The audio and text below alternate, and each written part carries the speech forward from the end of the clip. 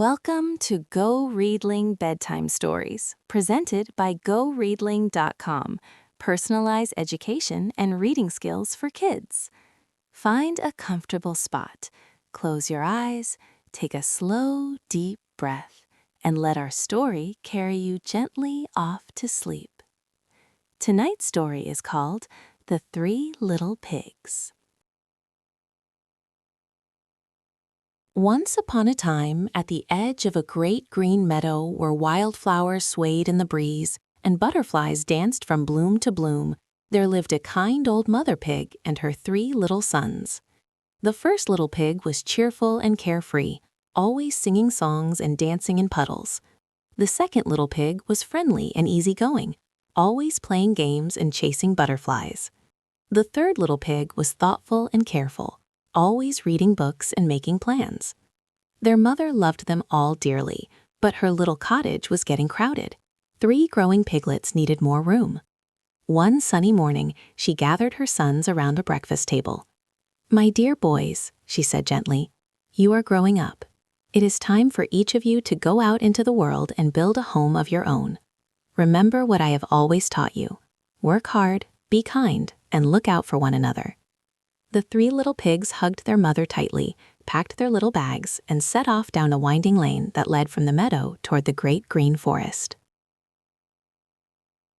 The 3 brothers walked together down the lane for a long while, enjoying the warmth of the sun and the company of each other. The countryside was beautiful.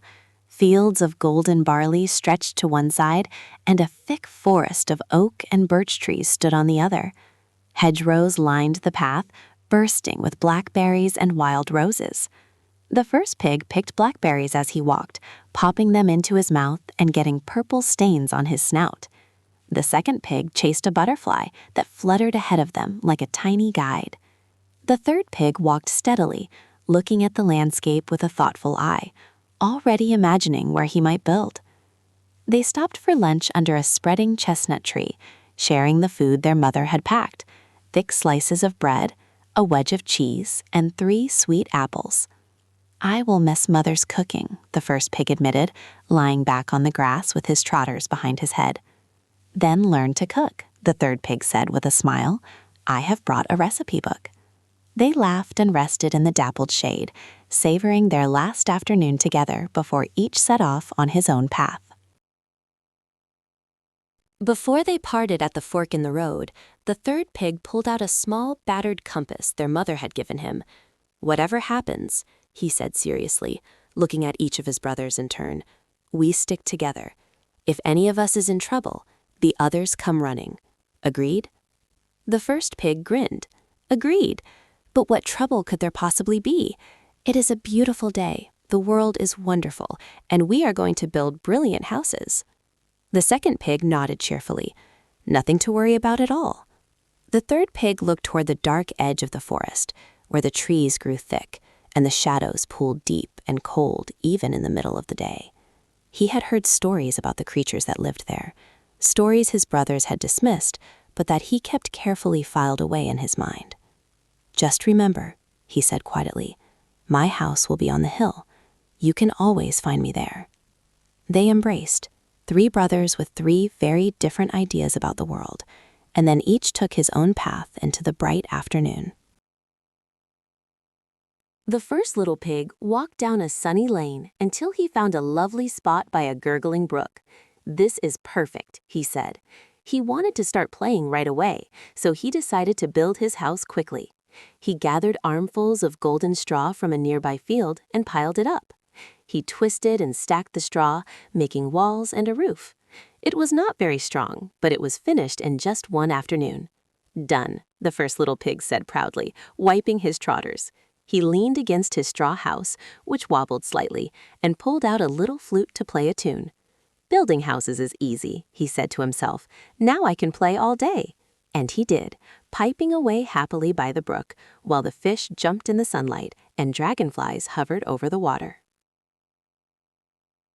The second little pig walked a little farther and found a pretty spot at the edge of the woods where tall trees gave shade and a carpet of soft green moss covered the ground. "What a nice place," he said. He looked around and found plenty of sticks and branches lying on the forest floor. These will make a fine house, he decided. He spent the morning collecting sticks and tying them together with vine. By mid-afternoon, he had built a sturdy-looking house of sticks. It was stronger than straw, certainly, but the walls were thin and the roof had a few gaps. Close enough, the second little pig said cheerfully.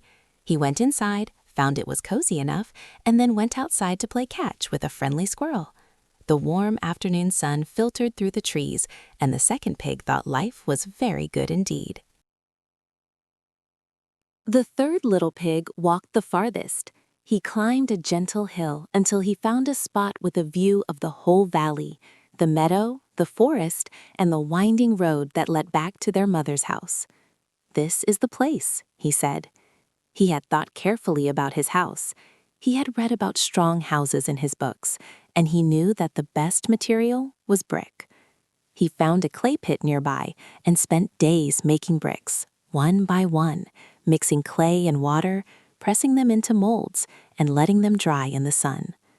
When he had enough bricks, he began to build, slowly and carefully, laying each brick in a neat row, spreading mortar between them, making sure every wall was straight and solid. He built a proper chimney and a strong wooden door with a heavy iron latch. It took him many days of hard work. His brothers visited and teased him. "Come play with us," they called. "Your house does not need to be that strong." But the third pig just smiled and kept working. "I want my house to last," he said. For a few happy days, the three little pigs enjoyed their new homes. The first pig sat outside his straw house, playing cheerful tunes on his flute while the brook bubbled merrily beside him. The second pig climbed trees near his stick house, picking apples and walnuts, chatting with the squirrels who seemed to enjoy his company.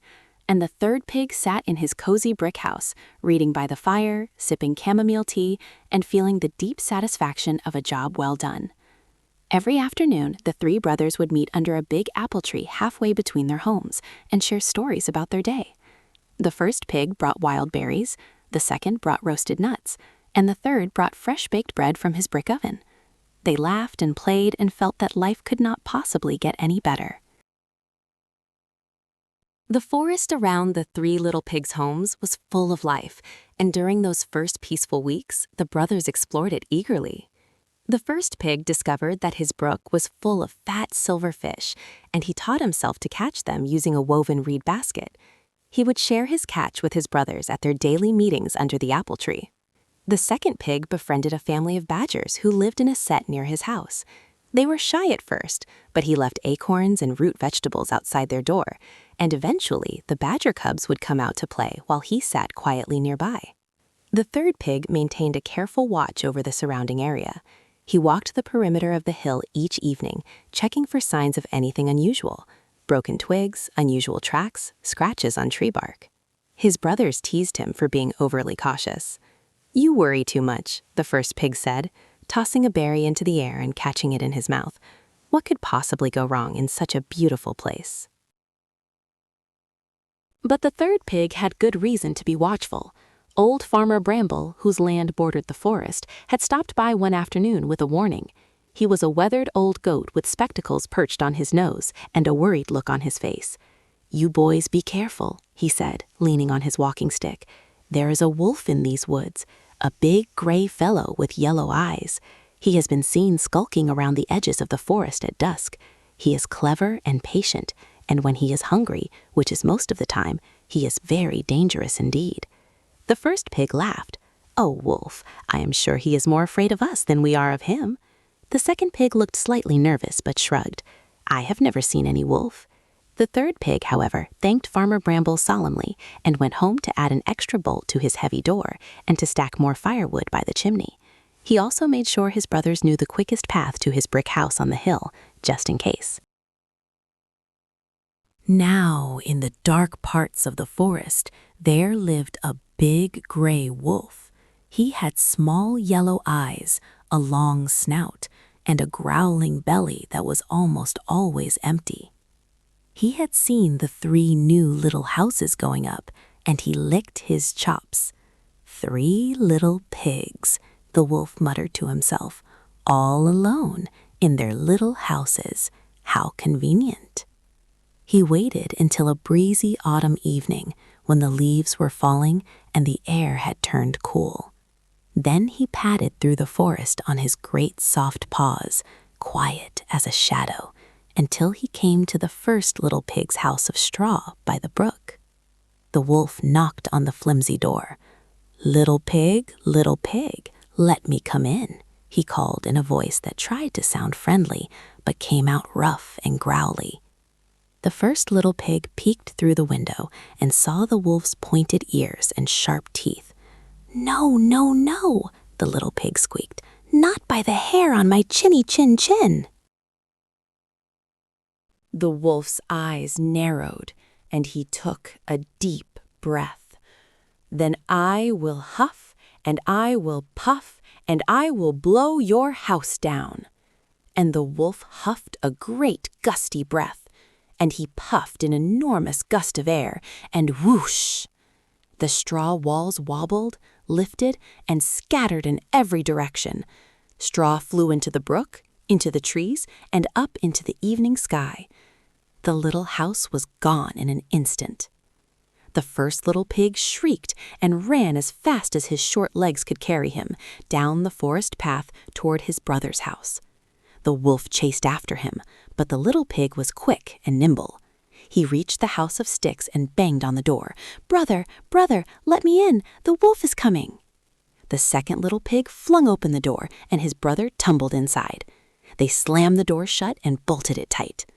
Through the window, they could see the wolf emerging from the shadows, padding slowly toward them, a hungry grin on his face. The wolf stopped outside the stick house and looked it up and down. The walls were thin, and the whole structure creaked in the breeze. Little pigs, let me come in," the wolf called. The two brothers held each other nervously. "No, no, no," they shouted together. "Not by the hair on our chinny chin chins." The wolf chuckled. "Then I will huff, and I will puff, and I will blow your house down." And the wolf huffed and he puffed, even harder than before. The stick walls groaned and cracked. Sticks snapped and flew apart. The roof lifted off and sailed into the treetops. In moments, the house was nothing but a pile of broken branches.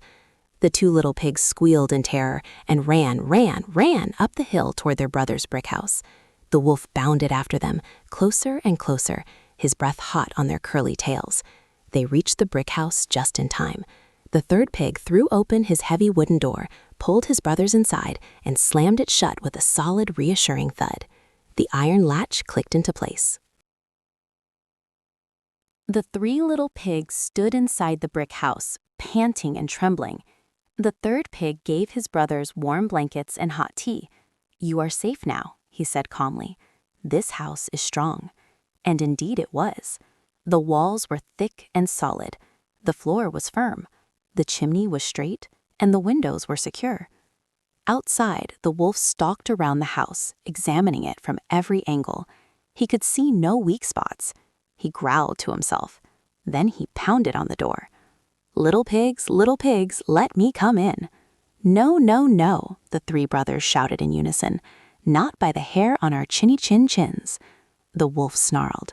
"Then I will huff, and I will puff, and I will blow your house down." And the wolf huffed the biggest, most enormous breath he had ever taken. He puffed with all his might. The wind howled around the brick house. Leaves flew, branches snapped, but the brick walls did not so much as shiver. The wolf sat down and scratched his head with one paw, thinking hard.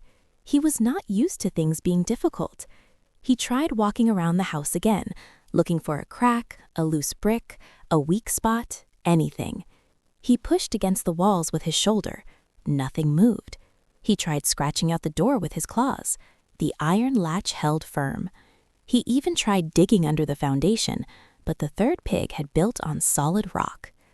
Inside, the three little pigs could hear every scrape and scratch, and though they were nervous, the brick walls made them feel safe. The third pig put another log on the fire and poured more tea. "He is running out of ideas," the third pig said confidently. "This house was built to last." The first pig, still shaking a little, said, "I am so glad you worked so hard, brother." The second pig nodded vigorously. "I will never build a house of sticks again. I can promise you that." The wolf tried blowing one more time. He huffed and he puffed and he blew until his face turned red and his lungs ached. But the house stood firm, solid as the hill it was built on. Not a single brick moved. The wolf sat down on the ground, completely out of breath. Inside, the three pigs could hear him panting. "He cannot blow this house down," the third pig said with a quiet smile. "We are safe." But the wolf was not finished yet. After catching his breath, he looked up at the chimney, and his eyes gleamed. "If I cannot blow the house down, I will just climb down the chimney," he whispered. He crept around to the back of the house and began to climb up the rough brick wall, using his claws to grip the mortar between the bricks, pulling himself up toward the roof. But the third little pig was clever too. He heard the scratching of claws on brick and the scrabbling of paws on the roof. He knew exactly what the wolf was planning. "Quickly," he said to his brothers, "help me build up the fire." The three pigs worked together. They stacked logs in the fireplace and lit a roaring, crackling blaze. The flames danced high, and sparkling embers floated up the chimney. Up on the roof, the wolf was just about to lower himself into the chimney when a great wave of heat and smoke billowed up into his face. "Yeeow!" the wolf howled, jumping backward. His tail got singed, and smoke stung his eyes. He tumbled off the roof, rolled down the hill, and landed in the brook with a great splash. Soaking wet, coughing, and thoroughly humiliated, the wolf scrambled to his feet and ran into the deep forest as fast as his legs could carry him. He did not look back, not even once. The three little pigs listened at the window as the last sounds of the wolf's retreat faded into the forest. The brook at the bottom of the hill babbled peacefully. An owl hooted somewhere in the trees. Slowly, the tension drained from the warm brick house. The first pig collapsed into a chair and let out a long, shaky breath. "I have never been so frightened in my life," he said. The second pig sat down next to him, still trembling slightly. "When I heard my stick walls start to crack, I thought it was all over. I have never run so fast." The third pig brought them each a thick blanket and another cup of chamomile tea. He also brought out a tin of their mother's oatcakes that he had been saving. "I would say surviving a wolf attack counts as a special occasion," he said dryly. The brothers sat together in the firelight, eating oatcakes and sipping tea, and gradually the fear turned to relief, and then to laughter. "Did you see his face when the smoke came up the chimney?" the first pig giggled. "His tail," the second pig wheezed. "It was singed like a burnt sausage." And all three of them laughed until tears streamed down their cheeks. They talked late into the night, the fire crackling softly, the brick walls solid and reassuring around them. The first pig admitted what he had known all along. "I was lazy," he said. "I wanted to play instead of work, and it nearly cost me everything." The second pig nodded. "My stick house was only a little better. I used thin branches instead of thick ones. I did not bother with a foundation. I told myself it was good enough." He looked at the brick walls and shook his head in admiration. "You tried to warn us, brother. You said a house needs to be strong. We should have listened." The third pig put his arms around both brothers. "The important thing is that you are here. We all made it, and tomorrow we start building properly, all three of us together." The first pig yawned enormously. "Tomorrow," he agreed. "But right now, I am going to sleep in the safest house in the world." The third pig arranged blankets by the fire, and one by one, the three brothers drifted off to sleep, warm and safe. True to his word, the third pig helped his brothers build new homes. He taught the first pig how to make bricks, one by one, patient and careful. He showed the second pig how to lay them in straight, even rows, and how to mix strong mortar. It was hard work, but this time the first and second pigs did not complain. They worked steadily, day after day, and slowly 2 new brick houses rose from the ground, one by the brook and one at the edge of the forest. When they were finished, the 3 brick houses stood strong and proud. The first pig still played his flute, but only after his daily work was done. The second pig still chased butterflies, but he also tended a beautiful vegetable garden. And the third pig still read his books, but he also spent more time laughing and playing with his brothers. The weeks that followed were peaceful and productive. The first pig discovered he had a talent for gardening.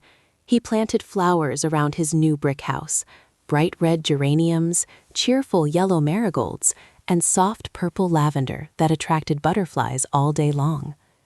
The second pig built a beautiful wooden bench under the old apple tree where the brothers met, carving it carefully and sanding it smooth.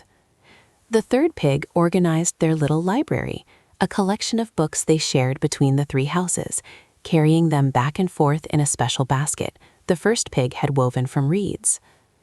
They learned to cook together, each pig contributing his specialty. The first pig made the best berry jam in the countryside. The second pig roasted the most perfectly golden nuts. And the third pig baked bread and pies that smelt so delicious that even the squirrels and rabbits would creep closer to sniff the air. Their mother came to visit and was so proud she wiped happy tears from her eyes. "My boys," she said, beaming at the 3 solid brick houses. "You have learned the most important lessons there are. Hard work keeps you safe, and sticking together keeps you strong." She stayed for a lovely dinner that all 3 brothers cooked together.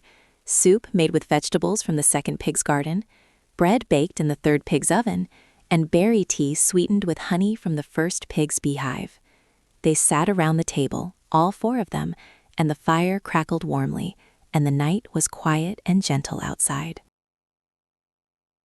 Spring turned to summer, and the 3 little brick houses became the pride of the countryside. Animals from all around would stop and admire them. "Those pigs certainly know how to build," said the badgers approvingly. Even old Farmer Bramble came by, nodded at the solid brickwork, and said, "Now those are proper houses. That wolf will not bother you again." The brothers had learned something far more valuable than bricklaying.